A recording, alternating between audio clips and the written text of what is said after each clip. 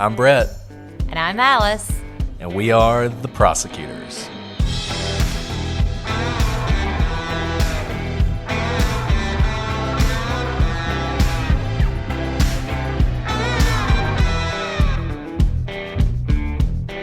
Today on The Prosecutors, we conclude our investigation into the murders of Mary Morris.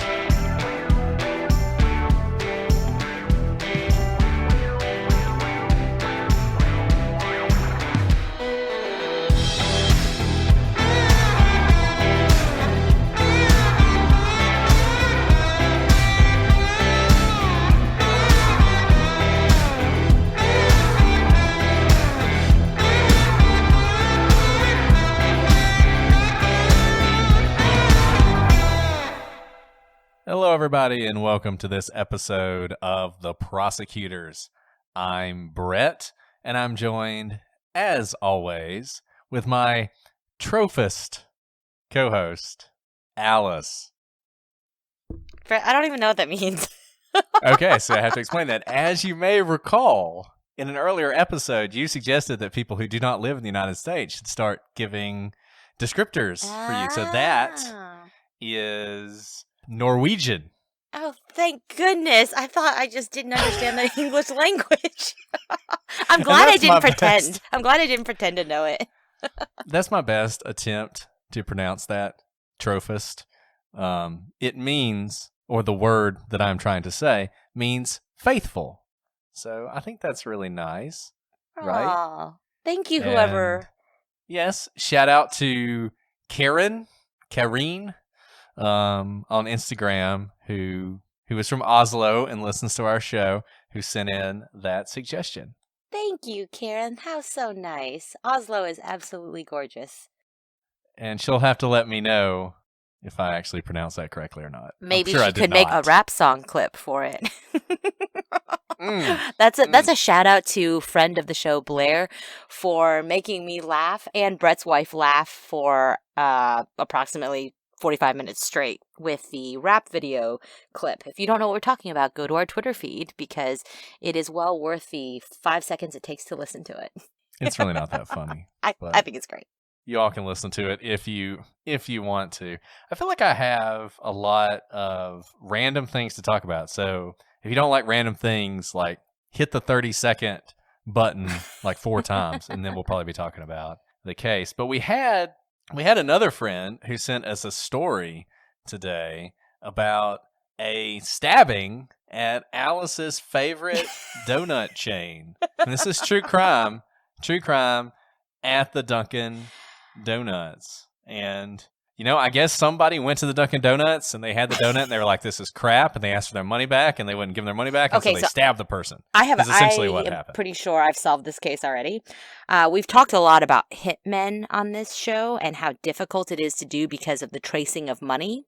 And so I am pretty sure that Brett hired a hitman and to make a point, and paid this hitman not in money because that's traceable, but in Krispy Kreme donuts, because who would possibly think to track Krispy Kreme donuts? Case solved. You're welcome, America.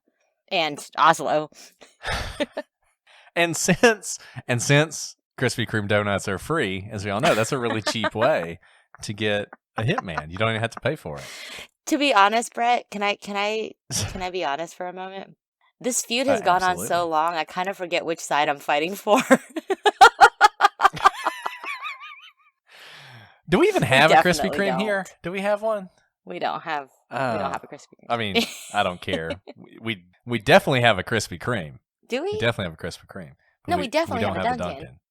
We do have a Dunkin'. House. Oh, well, there is a Krispy Kreme. I can show you where it is if you ever want to get good donuts. And the last thing I want to talk about, which is completely unrelated to the case we're going to talk about, so once again, apologies to everybody who hates this. It's just an update. Lake Stevens, you guys are awesome and you've done a lot, but you have been overtaken in the last couple episodes by Centennial, Colorado. Centennial, Colorado is currently our top city. Now, Centennial sounds nice and quaint, maybe in the mountains, snow resort or something. It's actually a suburb of Denver, so I think it's kind of cheating. But just if you're in Lake Stevens and you want to stay number one, you gotta get out there and campaign for the show. All right. I think that's enough random conversation at the beginning, because we got a crazy show for you guys today. Or I think it's crazy. I don't know. You'll probably think it's boring. But we talked to you last week about Mary Morris, the two Mary Morrises, Mary Mori, I don't know, who were killed in Houston back in 2000 within days of each other. And we sort of told you the story that you've probably heard 1,000 times if you've listened to this story on various podcasts. But we felt like that was lacking. And so whereas normally we really just sort of take public sources and we apply our expertise and our experience to that and kind of give you our spin on it, and this one we decided to dig into a little bit. We've probably been looking into this case for 6 months. Don't you think, Alice? All told? I can't remember if I said this on last time's podcast, but this was one of the first cases we actually worked up, and we just haven't gotten around to it because, like you said, Brett, nothing about what was out there was satisfying. And, we have limited time and resources because we have full-time jobs and, children who depend on us for everything.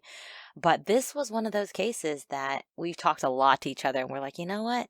Let's just try and see if people will talk to us. And I think because this story has never really had a deep dive, or I don't think it's ever really had a deep dive, it's not as popular as it should be. It's on every true crime podcast does this story at some point, but they do it because of the cool, sexy hitman gone wrong hook. They don't really do the case. And I think because it's sort of a one-dimensional case, it doesn't have the following it has, and it doesn't have the people who are obsessed with it the way they should be. And I am convinced that if people poured the same amount of resources and energy into this case as they do some other cases, that this case could actually be solved, even though it's 20 years old. There are good suspects in this case. There's evidence in these cases. And there are things that can either be verified or disproved that people have said publicly about this case. And I really think it needs to be reapproached. Both murders need to be reapproached with new, fresh eyes, with new resources, really tackle it. So we're going to talk to you guys today about the stuff we found out. And this is going to be a little bit different than some of the cases we've done before. We're just going to give you the information we found, and we're going to leave it to you to try and reach any conclusions you want to reach. I don't know how active these investigations are, but the people we're going to talk about are real people living their lives who some people may or may not believe are involved in these crimes, and they may or may not be. So we're not going to accuse anybody or do anything like that. We're just going to tell you the information we found out and hope that the police in Houston take a second look at this case. And so the way we're going to do this is we're going to talk about these as separate crimes. We're not going to do what everybody always does and just tie them together and talk about hitmen. We'll come back to that at the end. But for now, let's look at these cases as separate crimes. And let's start with the first Mary Morris. Now, Alice and I had the pleasure to speak to Marilyn Blaylock, who is the first Mary Morris's daughter. So we're just going to call her Mary for now. We're not going to call her the first Mary Morris over and over again. But she was Mary's daughter, and she talked to us. And the thing about Mary's case is it's always just used as a jumping off point to talk about this as the Terminator theory or the hitman gone wrong. You need the first murder for the second murder to be sexy. And so people ignore the first murder. And they say things like, Mary had a perfect life, and she had a perfect marriage, and she had a perfect job, and everyone loved her, and nobody had any problems with her. And so if she was murdered, it must have been some sort of hitman theory gone wrong. And Alice, I thought it was interesting when we talked to Marilyn that she said that in 20 years, the only people who had ever reached out to her were the folks at Murder in My Family, which is a good podcast that she appeared on, and you should listen to it, and us. In 20 years, nobody had ever reached out to her to talk to her about this case before. But that's shocking because, like you said, just about every true crime podcast has done an episode on the Mary Morris murders.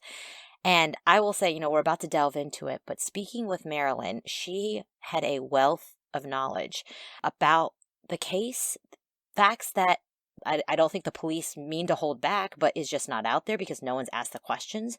She was able to give color to who her mom was. I think it really is enlightening for what may have happened. And she was just able to tell a fulsome story that if anyone even just took the time to ask her about, I think there would be a lot less mystery and a lot more investigating Mary's case. And so, huge kudos to Murder in My Family podcast for having Marilyn on, because we listened to that interview and we are so glad that Marilyn was willing to talk to us and expound on some of what she had said in that interview. Yeah, and Mary Morris was a real person. You know that she worked at a bank. She also was an equestrian. See, I'm learning. Good job. Not just a horsewoman. Yeah, not just a horsewoman. An equestrian. She owned horses. She had beautiful flowers. This was a real person with a real life who went to work one day and never showed up and was apparently brutally murdered. So let's just walk through some things that we talked to Marilyn about. And I'm just going to run through. The story you hear is Mary got up in the morning. She kissed her husband goodbye. She went off to get some gas. She went in sort of the opposite direction she would normally go. She was never seen again. Around 10 o'clock, this is at 6 or so in the morning. Around 10 o'clock, there's smoke on this road. An ATV rider finds this car. It's all burnt out. At some point, Marilyn and her stepfather, Jay, drive out to where this car is because they're looking for Mary at this point, and the police are they don't want to talk about it. They basically say, yes, there's been a car found, but go home. And then eventually the police come back and say it was your mother's car. We believe, that she's deceased. There's a body in the car. It's a really horrible fire that burned for a long time and burned very hot to the extent that it essentially destroyed the body. There's very little left of her. But one thing people noticed was that her wedding ring was missing, and that led some people to believe there was some sort of hit out on her and that the hitman had taken the wedding ring back as proof. And the one thing that's always said about this case is that she lived the perfect life. She had no problems. Everybody was happy, etc. So, Brett, let's flesh that out a little bit. Mary Morris didn't come into being the morning that she supposedly woke up and drove the opposite direction. And the first day of her life wasn't the day she died, right? So let's talk a little bit about what Marilyn told us about her mom. First of all, like you said, Mary lived kind of out in Baytown, and I'm not clear on this. She either lived on a property that could have horses, or she lived in a property that was near horse farms. But it was clear that she loved horses. There were horses around. In fact, anyone who rides horses knows that you don't just ride the horses, right? You have to muck out the stalls. Mucking out the stalls means removing horse poop, and there's a lot of it. Mary actually didn't just throw away that horse poop. Marilyn told us that Mary had these prize-winning rose bushes that everyone commented on it. She was kind of famous for having these beautiful rose bushes, and Marilyn said the secret to the beauty of these rose bushes was that Mary actually kept buckets of horse manure, probably for mucking out these stalls, and would apply them to her bushes. And this is anyone out there saying, oh, that's gross. That's not gross at all. That's really what fertilizer is, right? Fertilizer contains manure in it, and oftentimes horse manure, because it's very rich in nutrients that can make the soil very fertile, especially for growing plants, and plants that have a lot of nutrients, especially if they're flowering plants, will be very beautiful when they bloom. Marilyn noted to us that there were buckets of manure around that Mary kept for her award-winning, I don't know if award-winning, but, stunning rose bushes. Right, and that's going to become important later on in the story. The other thing about Mary that we learned from Marilyn was she was very assertive, strong-willed person, a commanding personality. The way Marilyn put it was she wore the pants in the family. Jay was Marilyn's stepfather. Her mother and her birth father were divorced. They had owned tow trucks.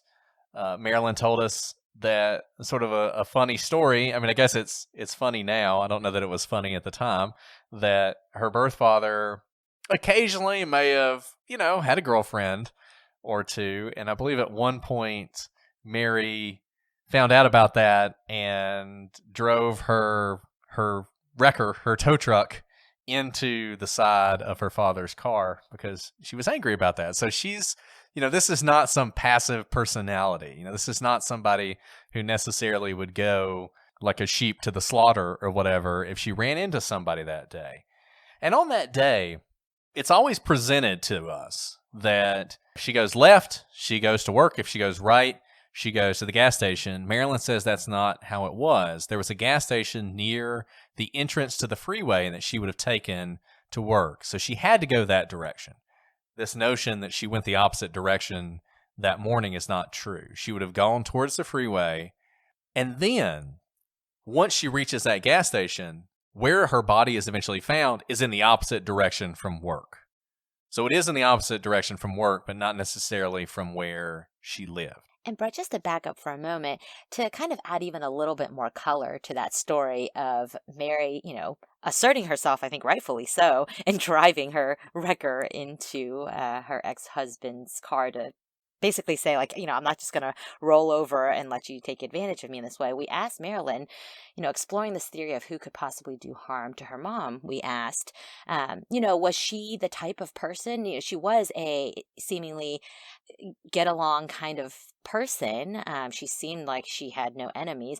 But if someone were threatening to her or in any way, right, at work, in her life, if there was anyone in her life who could be threatening, is that something she'd speak up about, or would she kind of just let it go because she was this very friendly kind of personality, just brush it off, maybe not make a big deal of things? And before I could even finish that question, Marilyn jumped in and said, "Oh no, that's not my mom's personality, not to say something and let others take advantage of her. If she saw something, even if it made the situation uncomfortable, Mary would speak up about it, right? She wasn't the type of person who would just be passive aggressive, or just passive if someone were trying to take advantage of her," which I found really interesting because we often see profiles of women, especially women who have been abused in our cases, where they don't speak up, and no one in their life knows that someone may be abusing them until it gets so bad that they end up,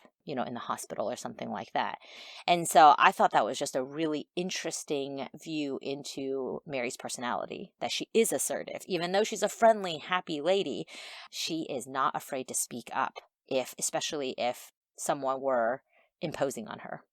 And this led to a very interesting conversation with Marilyn, because one of the questions we had, look, and Jay, I'm sure he knows this. Jay's not been very public about this case, but the fact of the matter is, as everybody knows, the first person anybody ever considers when someone is killed is the significant other. And so we asked, did she have any problems with Jay? Did they have an abusive relationship, anything like that? And one thing Marilyn said was her mom had never said there were any problems in that relationship. She had never seen them argue, and as far as she knew, they had a great relationship. And one of the interesting questions that Alice asked, obviously Mary's relationship with Marilyn's birth father was not perfect. It had problems, and she had left that relationship. And Alice had asked whether or not Mary was the kind of person who, if there were problems in her second marriage, would feel, like she'd failed. She did all this to get away from an abusive relationship, and now here she is back in one. And I thought that was a really interesting point you made, Alice. I don't know if you want to talk more about that. Sure. I mean, this is kind of based on our experience of profiles of women who have had past experiences of either failed marriages or abusive relationships. We often see women who are witnesses in our cases, and they will not tell us who gave them that black eye, even though it's very obvious, whether we have physical proof or we have video surveillance that it's their, let's say, current significant other, current husband, her current boyfriend, who gave them that black eye, and they won't tell us. And it takes hours, weeks, months of rapport building before those women will tell us, "I didn't want to tell you that my current boyfriend or significant other did this to me because I seem to keep finding myself in these abusive relationships, and it's my fault. I'm the reason that I must be the common denominator if I have multiple failed relationships." And so that is a common profile we see among women. And so that's why I asked Marilyn that question. We knew obviously that Jay was not her first husband. And so was there any sort of a sense that maybe she didn't want to admit any problems in the relationship lest she admit failure, a second time in a second marriage? And to Marilyn's credit, she understood and recognized the question and said that really that wasn't her mom. Her mom wasn't afraid of that. And really, seemingly, she and Jay seemed very happy. And, the only thing about their relationship that stood out to Marilyn was that Jay seemed to be the one who would let Mary be the alpha, right? Mary, like Brett said, wore the pants in the relationship, and Mary kind of, I think, dictated a lot of things. And if anything, Jay was just a milder personality to Mary's more assertive one. And this was another really interesting thing. At this time, Marilyn was a young adult. I think she was about 24 or so. So she was in college, and which meant that she didn't live at home with them. And I think, correct me if I'm wrong, Brett, but Jay and Mary had been married maybe 5 years at this point. And I only say this because even though Jay is Marilyn's stepfather, it's not like he was her stepfather from when she was a young child and she grew up with him as a father figure in the house. It seemed like, for the most part, their relationship was as adults. And Marilyn told us that they had a really good relationship, she and Jay. He was helping her with, her horses, and they would chat throughout the week and whatnot. It wasn't just a relationship through her mom. And so they had a good relationship, and she felt close to him. Right. This is not one of those situations where something tragic happens and the people all say, "Oh, we always thought something about that guy. He was always weird, or he was always mean to me." Seems like their relationship before this happened was really good, and they liked each other. And Alice is right. I think they met basically as adults. I think Marilyn was late teens when they met. She was 24 at the time her mom died. One thing she mentioned that I thought was actually kind of quite beautiful is her daughter was born a year to the day after her mom died. So I know that's, if you don't believe in coincidences, I think that's sort of a touching thing. It's really poignant. It's so poignant because, from one life ends and another life begins, and it's what sadness that day must be, but also what joy. And it's beautiful to hold both emotions at one time. Right. And I really enjoyed our conversation. This is a little bit of an aside, but I really enjoyed our conversation with Marilyn. I hope you guys, we don't record our conversations usually with people because we want people to speak freely, but I hope you guys will check out Murder in My Family because she gives a really good interview there, and I think you'll hear the same thing that we heard. So on that day, just to run through a couple things that happened, we talked about this strange call between the bank manager who called home and Jay. Marilyn doesn't really know much more about that, and honestly, we're not even sure how that story came out or whether the police ran it down. This, go ahead and check this off as one of the things that if the police were to do a serious reinvestigation of the case, figure out that call and figure out what happened. Apparently, Jay is the source of that story as far as Marilyn knows, so he's the person who's told that story before. We haven't heard it from the side of the bank teller, and I think it would be good to hear. But apparently, Marilyn and Jay would often talk on the phone when she was at work, and he had called her several times because he hadn't heard from her that day. And around 4:00, he called work, and that's when he found out that she wasn't there. Now, one thing that's interesting, Jay said that when he called her, her phone would roll over to voicemail. Now, the way the system worked at the time was at night, the night before, it would roll over to voicemail when everybody left. And in order for it to come off voicemail, when you got into work that day, you would have to do something to it to make it go back to, ringing through to your line. So the fact that it continued to roll over to voicemail means, and I don't think this is a huge shock, but I think this confirms that Mary never made it to work that day. Now, one thing that's interesting, apparently, Mary had a cell phone. but she left it at home that morning. And that was something that really surprised Marilyn, because her mom was ahead of her time and she always had her cell phone with her. And the fact that she left it is unusual. What it means, I don't know, but it is an unusual thing that happened that day, the day that she was killed. Absolutely. No, I think that's a really important fact in probably establishing the timeline, because we're not exactly sure of the timeline, except that the phone was left at home. One other thing that Marilyn confirmed for us that we had heard, and I think she confirmed, is that Mary was beloved at work. Everyone at work loved her. And so she also found it a little bit surprising that seemingly no one called when she didn't show up for work. Now, Mary was very responsible. We said that last time. And so I don't know who it was that called. And again, you would think that everyone at her office was interviewed, or there was some conversation over there with the police. But as far as Marilyn knew, she didn't know of anyone over at her mom's office being interviewed. So that's another investigative step that maybe the police have already done, but if they haven't, it seems like that could be pretty easily investigated to get some sort of understanding of when it was noticed that she was gone, and if any steps were taken by work to confirm whether she meant to take a sick day that day. And that goes along with, as far as Marilyn knew, her mom did not have any enemies at work. And we asked Marilyn how often she talked to her mom, and if she had talked to her mom, the night before Mary's death. And she said she did not talk to her the night before her death, but she talked to her likely the day before, because she said she wouldn't go more than about 2 days or so without talking to her mom. So she would talk to her about every other day. And I think this is significant because, so the day that Mary died, that she was found in the burning car was on a Thursday. And we asked Marilyn if there was work that Wednesday, because it's a work day, and if her mom had gone to work. And she said she is almost positive that her mom would have gone to work. There's no reason her mom wouldn't have gone to work on that Wednesday. And I don't know if anyone at her work was interviewed, but I would assume that when she left work, that likely was the last public sighting of her mom. We asked Marilyn, did she know if her mom went out to dinner that night, got together with friends, anything? And she said likely she didn't. During the week, she usually just went home and laid pretty low.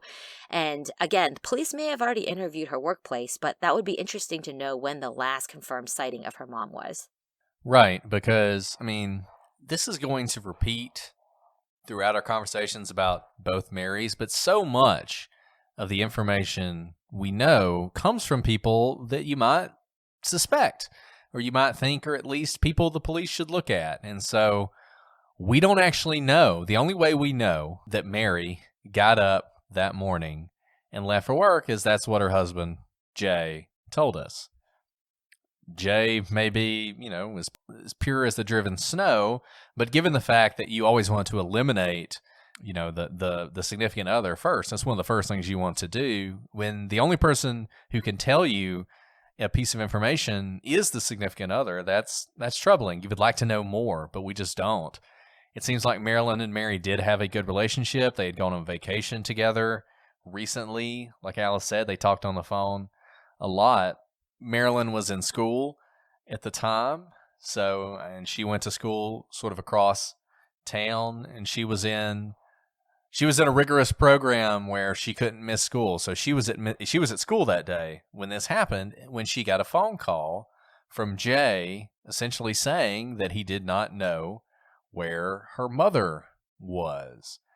Now, Jay had already called the police, which is understandable. He'd also called his other daughter, who was Mary's stepdaughter, and I think that bothered Marilyn a little bit. Didn't know why he called her first, but in any event, Marilyn immediately goes to the house. The other daughter is there, he's there, and she wants to go and look for her mother. Now, her father, her birth father, as we mentioned before, is in the tow truck industry. So she called him and she said, look, worried about my mom. maybe she's broken down on the side of the road somewhere. If you hear anything through sort of your network about Mom, let me know as soon as you can.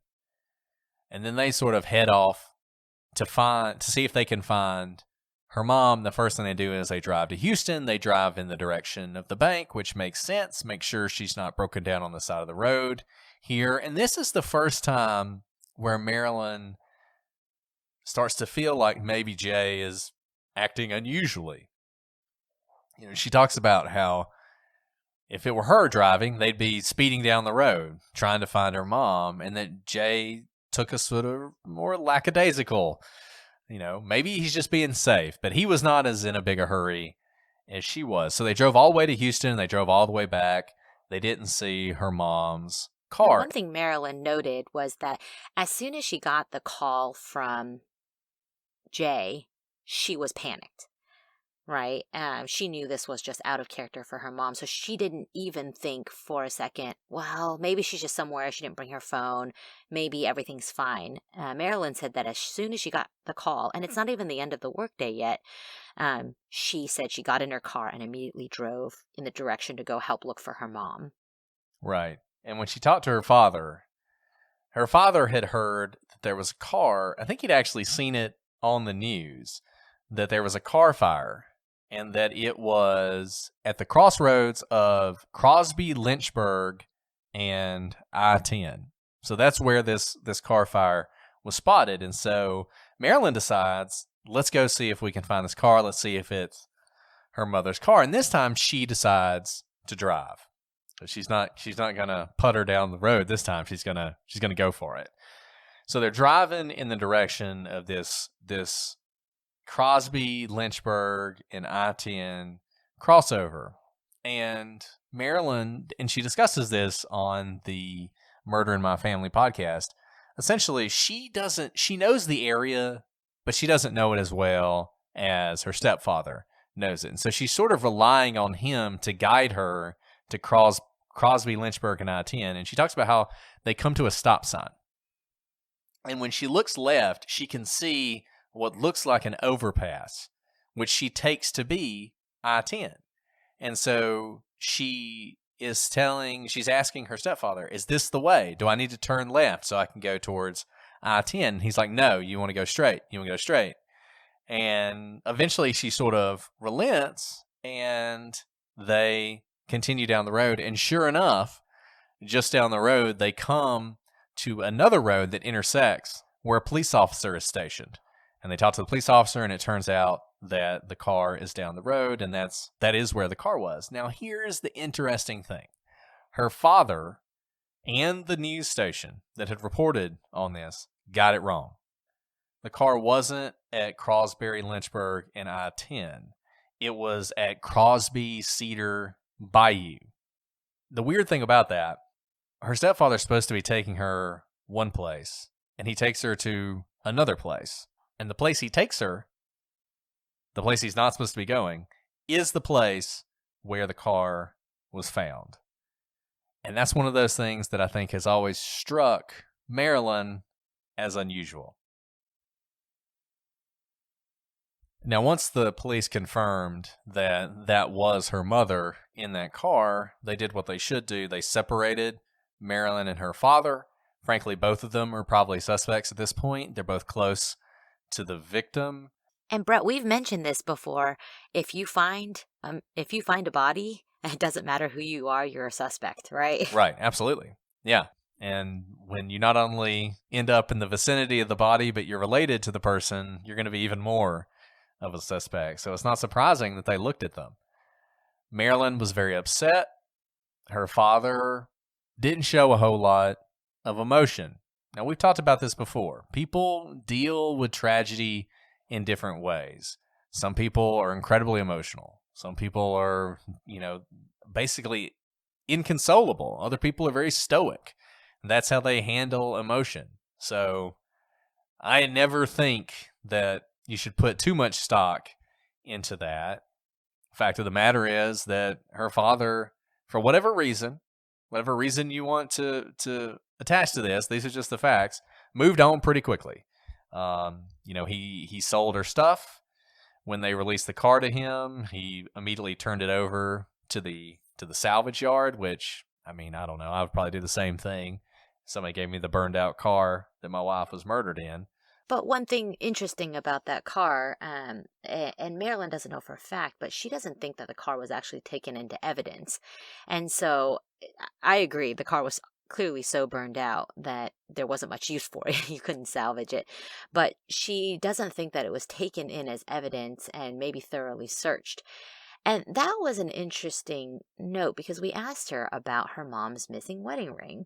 And she said that she thinks it's possible that the ring was still in the car, maybe burned and covered in ashes, but that she doesn't know because she didn't have a chance to look at the car, and she's not even sure that it was thoroughly searched by the police.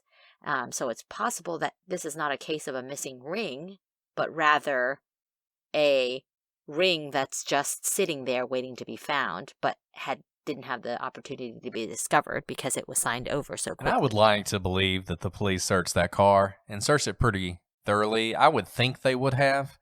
Talk about a missed opportunity if they didn't. This ring issue has been so talked about, but as Alice said, I mean, look, this was a really bad fire. I mean, her body was basically destroyed. If that ring just ended up in the floorboard, covered up in ashes, and that turned into a story that it was stolen or it was never found, that's huge. And we can never fix that if they didn't look at it. Marilyn doesn't think they looked at it. I find that hard to believe. I would love to know if they did, but that is an interesting point. And it's one of those things. So many of these cases we talk about, they're ruined from the start. You know, it was mistakes that happened the day of, the day after, that haunt these cases for years, and have haunted this case for 20 years. As I was saying, really, Marilyn and her stepfather had a great relationship up to this point. After her mother died, for whatever reason, that relationship changed very dramatically. I think her father, for whatever reason, was just ready to move on from this, whether through grief or whatever. He was ready to go. He sold her horse. He sold her mom's horse, which was something that was very important to her. He sold the house. Whew, I will just stop right there for a second. It's akin to basically someone selling your dog, if you were to die. I'm speaking as someone who would feel very sad if someone just sold my horse right after I left, especially since Marilyn was a horse person as well, right? We talked about how, I don't know if she had horses, but she certainly rode and was around horses, and Jay would help her with issues with her horses from time to time. And so as she was so close to her mother, I can imagine what a hit that was to Marilyn to see her mom's horse go, because horses really, they don't sleep inside your house, but they really do become part of your family. And it sounds like Jay, for whatever reason, didn't give Marilyn many opportunities to go through her mom's stuff or to pick out things that she would have wanted to keep. He moved on in his relationship. He met a woman overseas, I believe from Russia, and I think he was married to her within the year.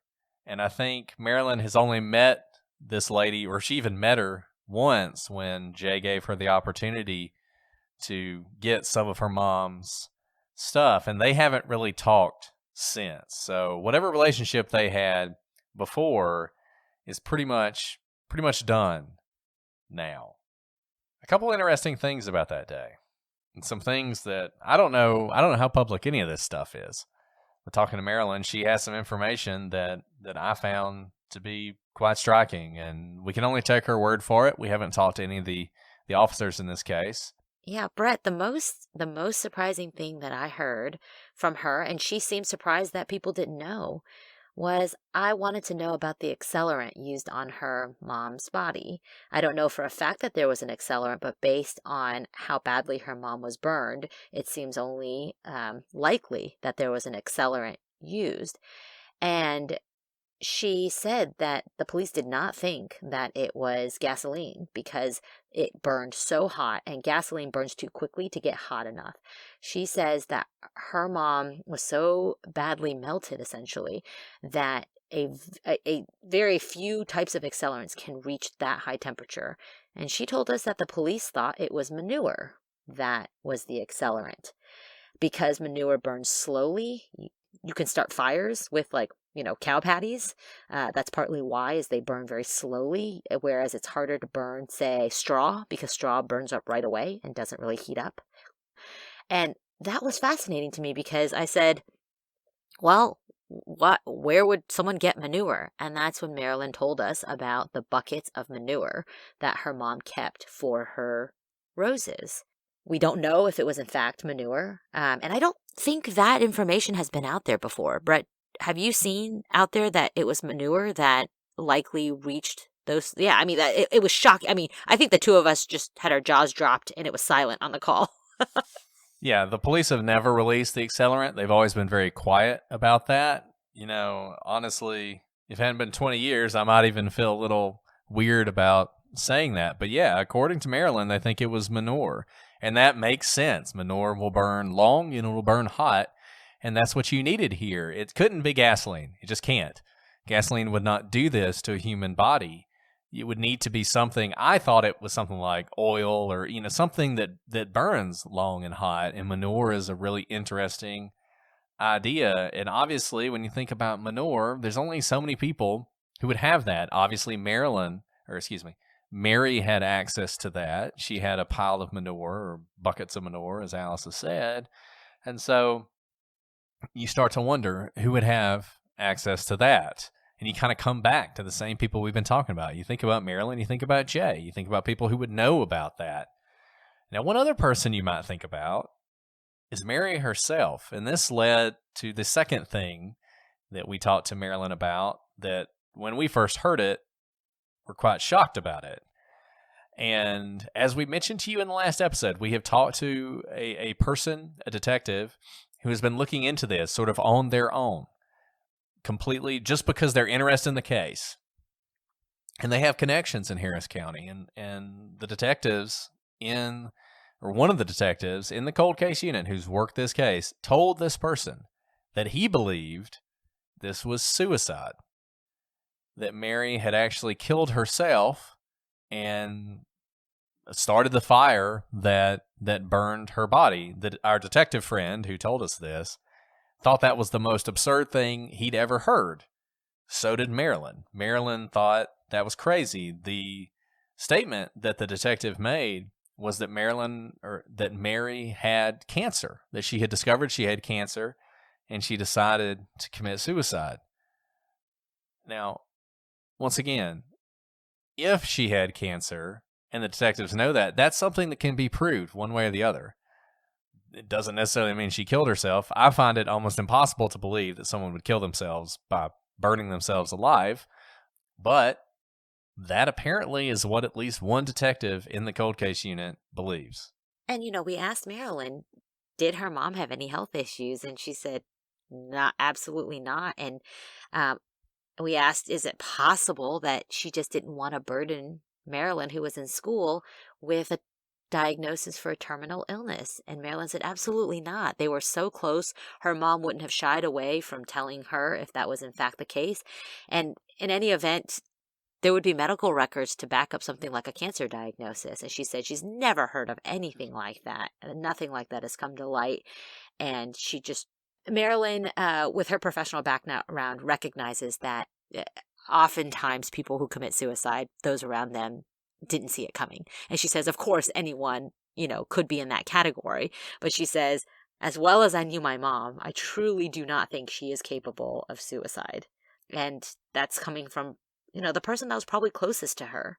Okay, so some other things that were interesting about that day. Apparently, Jay had actually driven down the road where Mary's body was found, or at least gone that way. He had gone to Orange, Texas that day to see a man about a horse. He actually was looking at a horse that day, and that was the route he took to get to Orange. The police actually looked into this and were able to confirm that he had gone to Orange that day to see a horse. And so this is sort of an interesting thing, because on the one hand, Jay has an alibi. He wasn't even in town that day. He was out looking at a horse, and he's got somebody who can say that. On the other hand, it's interesting that his path would have taken him essentially right down where Mary's body was found. And I mean, that's quite a coincidence. Marilyn actually described that, when she heard that piece of information, her own jaw dropped and she was just stunned. Yeah, and look, we have no idea what happened in this case. We don't know if Mary killed herself. We don't know if some random person picked her up at the gas station, carjacked her at the gas station, murdered her, and left her body there. We don't know what happened, but you got to think, if Jay doesn't have anything to do with this, I mean, that's got to haunt him, right? I mean, he drove right there. He was right there where Mary's body was eventually found, and didn't see anything. So that's got to be something that haunts him. Well, so we had thought about how did Mary get to that road, right? It's not on the way to work. It's not really the direction she would be going. And so I had thought, well, maybe someone forced her to drive that direction or something. But this was the really shocking fact that Marilyn told us that she didn't think was that surprising. She thought we would know. She didn't know that. I don't think any podcast that's covered this case has covered this fact, and it is incredibly important to the story. And that is Mary's position in the car. Mary was not found in the driver's seat. She was found in the passenger seat. I mean, let that sink in for just a moment. And it's so significant, right? I mean, she's in the passenger seat. Why is she in the passenger seat? If someone had carjacked her, I mean, I guess you can imagine them opening the driver's side door, but then what? Forcing her to climb over the center console? I mean, this is not one of those like old Delta 88s that just has a bleacher, or not a bleacher, but a, whatever they called it. Just like a seat in the front you can just slide across. I mean, this is a modern vehicle, so they're probably not doing that. I mean, normally if you were going to take the person with you, you jump in the passenger side, put a gun on them. So it makes you wonder, was she taken outside of her car? Was she put in her car? Was she not alive when she got into that car? It opens up so many different possibilities. It makes you think that the suicide theory is really weak. Because why would she move to the passenger side of the car to commit suicide? It's a fact that's really important, that makes you think a lot of different things about this case that's never really been released. And it makes you think about, let's think about this. Let's think about manure and her position. Now, was the manure put on her when she got put into the passenger seat? Was it when she got to the location? I mean, these are very interesting questions, because what we know about crimes, right, is people typically want to leave the scene quickly. So how do you leave a scene quickly? You don't spend time putting the accelerant on a body, because you are on an open road. Even if it is a rural road, someone can still drive by and see you. The fastest thing is to drive a car there, it's ready to be set on fire, and to leave and be out of there in under a minute. Now, if you have to move a body or force someone to get into the passenger seat, that takes time. If you have to then apply an accelerant, that takes more time. None of these are impossible. I'm just stating that these steps cause more time. And so that's why I think it's unlikely that she was asked to climb over to go into the passenger seat. Yeah, I think the combination of the passenger seat and the manure, if true, if those two facts are true, and the police know those two things to be true, and look, if they use manure as an accelerant, the police know that. The police could make that determination. If that's true, this is not a random crime. This is somebody that knew her. Could have been a lot of different people that knew her, but it's somebody that knew her. The fact she's in the passenger seat, the fact that there was manure used, tells me it's somebody who knew her. I don't think she was alive when they put her in the car. I think you're probably right. I think whoever did this probably murdered her, put her in the car, put the manure in the car, drove the car up a back road, lit the fire, and got out of there. They weren't going to spend any time there. I think if this were a random act of violence, number one, they wouldn't have used manure. Even if they did try and light the car on fire just to destroy evidence, they would have just used gasoline. I mean, if that's true, if the manure thing is true, and Marilyn seemed pretty certain of it, if that's true, it tells you a lot about this case and who may or may not have been involved in it. Now, the police never searched her home. As far as Marilyn knows, the only time they were there is they did ask whether or not Mary had a gun, and she did have a gun, and the gun was in the bedroom, and the police and Marilyn was there when this happened. They went back to the bedroom, found the gun. The gun had not been fired recently. They could tell that. The bed was made. Nothing was out of place. There was no sign of a struggle or anything in the home. So that's essentially what we know about this case. We learned a lot of things that we didn't know before, but what I came away from talking to Marilyn was this case is always presented, the first Mary Morris case is always presented as this sort of inexplicable murder with no good evidence because of the fire that can never be solved, and there's no point in really even talking about it. Let's just use it to set up the second Mary Morris's death. And after talking to Marilyn, if what Marilyn says is true, if she's accurate, then I just don't think that's right. I think this is actually a case that seems to have all sorts of evidence and really could be solved if somebody put the effort into it that the case deserves. And Brett, also, with everything that we learned from Marilyn, this does not seem like a mistaken identity hitman sort of murder. Because, like you said, it sounds like it was someone who knew Marilyn. Oh, I'm sorry. This was someone who knew Mary. And so when you look at it in its own lens, its own Mary Morris lens, it becomes more clear that this is a typical type of murder that we would see on our hands, right?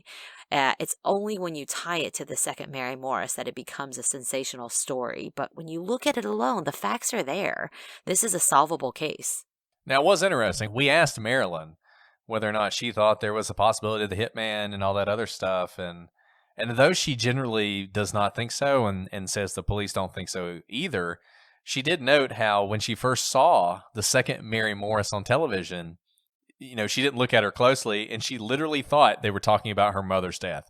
They say Mary Morris, they're similar looking people, and she just sort of thought they had messed up her mother's story because they're telling the story that's just not quite right, but it's close enough, and they look close enough that even she was confused for a moment. So it is certainly quite a coincidence, if a coincidence it is, but this doesn't seem like a random thing. And when I'm trying to imagine the hitman who would come, who would murder her, who would take the manure and then burn the car. I mean, I guess it's possible that they would do something like that. I mean, the hitman shows up and he thinks, there's some manure here. That'll be helpful for me later, and then uses it. But I think you're right. I just don't think this is a random act of violence, and I don't think it was a mistake. One other thing just to touch on briefly, because it is an interesting question and one that we have not been able to solve and that Marilyn couldn't help us solve, is this purse that was found in Galveston. As you may recall, Jay got a $2,000 phone card bill that they were able to trace to a 16-year-old girl in Galveston, Texas. And apparently, and Jay is the source for whether or not it was the purse. He said it wasn't the purse. And as you may recall, I, sexist that I am, said that I didn't think a man would know whether or not it was his wife's purse, because who knows what your wife's purse looks like? Nobody knows that. But Marilyn was able to confirm that the brand of the purse that they found was not the kind of purse her mom would have had. So yeah, specifically, Marilyn said she knew exactly the purse that her mom had. Her mom had a Dooney and Burke brand purse, which is a nice purse. And she said that the one that was found was, I think, a Kmart brand. And she said that her mom just had never had that brand of purse. And a really interesting thing she said is even if her mom switched purses, which was not frequent, right? She said her mom would likely have a purse for about 6 months, use it most every day, and then maybe move on to a new purse once that purse had reached the end of its life. But even if she changed purses, Marilyn said, and I think a lot of us with purses can probably recognize this true, she kept her wallet the same because it is a headache to change out your cash, your credit cards, your ID. So she would just take her wallet, which was Dooney and Burke, and put it in whatever purse she was going to use if it was different than the Dooney and Burke. And so she said at the end of the day, it was a Dooney and Burke wallet and a Dooney and Burke purse. And even if not the purse, definitely the wallet if it were her phone cards, unless the phone card was put in something else. And she said the girls who had found the phone cards and the purse that it was in, they said that they had dumped the purse because it was probably like a cheaper brand purse. They didn't need to keep it. And she said there was no wallet either. They dumped everything. And Marilyn said if they had found the wallet, they probably would have kept it because it was a Dooney and Burke wallet, which again is an expensive brand. And that's not something you would just toss. You'd keep it for yourself. And so she thinks that likely the phone cards were just placed there. Yeah, and I don't have any good explanation for the purse, and Marilyn didn't either. How it ended up there, why it was in a different purse, I don't know what's going on there. I honestly think of all the evidence for a hitman, this is the best evidence for the hitman as far as I'm concerned, that he essentially tracked her down, killed her. He was from Galveston. He took the purse back and at some point just throws the purse out the window or whatever, and the wallet, and the purse go one way and the phone card goes another way, and whatever happens. I can't explain it. I don't really know. Would be interested if any of you guys have a good theory on that and why that would happen.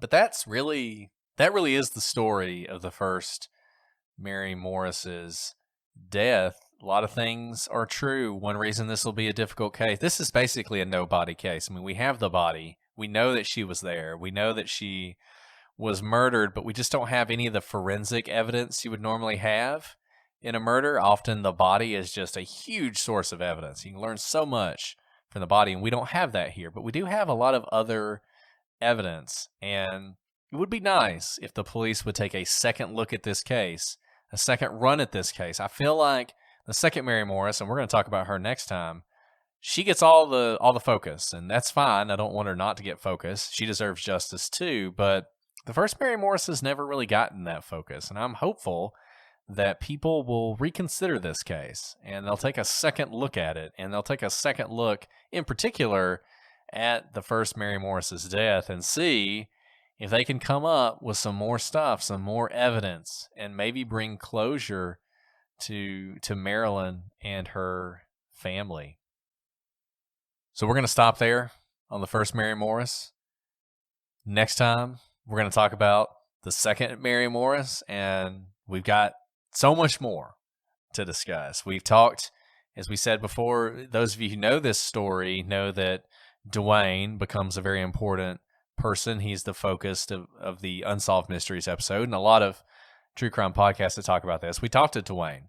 We talked to Laurie Gimmel, who is or was the second Mary's good friend who worked with her and worked with Dwayne. We talked to both of them. We talked to people from the Houston Chronicle about this case. And so we have a lot to say about the second Mary Morris as well. And then after we finish talking about that, we're going to bring it all back together. We're going to talk about these two cases together and sort of see whether or not we think this hitman thing has any possibility of being true, or if truly is the case that these cases are completely separate. But you guys probably already have thoughts. We've done 2 episodes on this now. You know our address, prosecutorspod@gmail.com, @prosecutorspod for all the various social media out there. We're on Reddit. We're on Patreon. Check us out on Patreon. We now have merchandise. If you guys go to our website, which is prosecutorspodcast.com, there's a link to our store. Click on the store link. You'll see some of the merchandise. Click on any of that stuff. It'll take you to the main store, and when you can get yourself a Prosecutors Podcast coffee mug, which I know you've always wanted, or a shirt. You can join Team Al, any of those things. So check that out. And that all, by the way, all Alice. Alice did all Oh, that, so give her the praise. please. So in other words, you can complain to me. But just so you know, we appreciate you guys. A lot of y'all have already bought things. We are so appreciative. Tweet those pictures at us. We would love to see you in some Prosecutor podcast gear. Absolutely. Do that immediately. I want to see that. I can't. But Alice, do you have anything else to say about this case before we sign off for today? And that's it.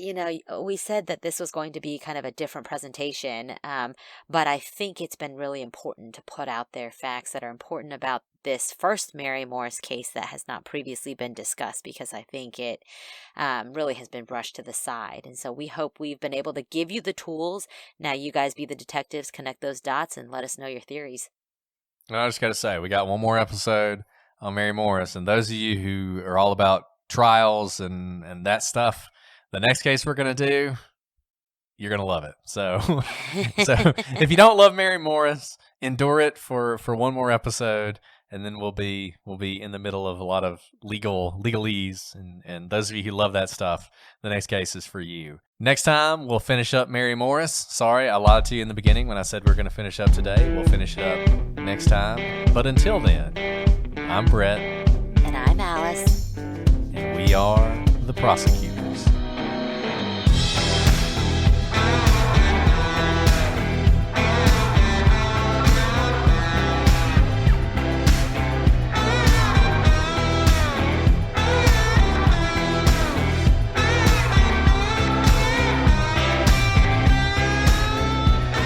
By the way, I've never watched Snowman's. You haven't seen Snowman's? You've got to watch Snowman's. Well, here's the thing. Snowman's is what awesome. Thing is it on? I bought it. I forget That's where hilarious. it came on. I can't believe it was Hallmark or Lifetime, but I watched it, and it was so amazing. I bought it. We watch it every year. We haven't watched it yet. Snowman's. No, so I good. believe it. It's a great title. Well, we just watched Pride and Prejudice and Mistletoe. Sounds incredible. See, Really, I think the only connection is the lead character's name is Darcy. that's basically hilarious. So it's not at all.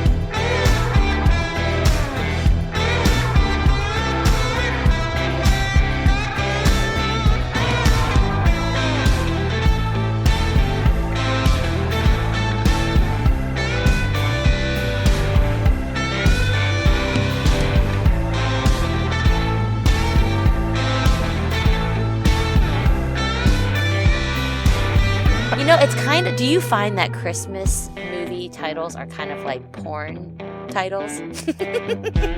Oh, I mean, You know what I'm talking I'm about. gonna say this to you, I'm just saying. but there was just one that was called. It was advertised, but it was called Christmas Comes Twice. Oh gosh. Oh gosh.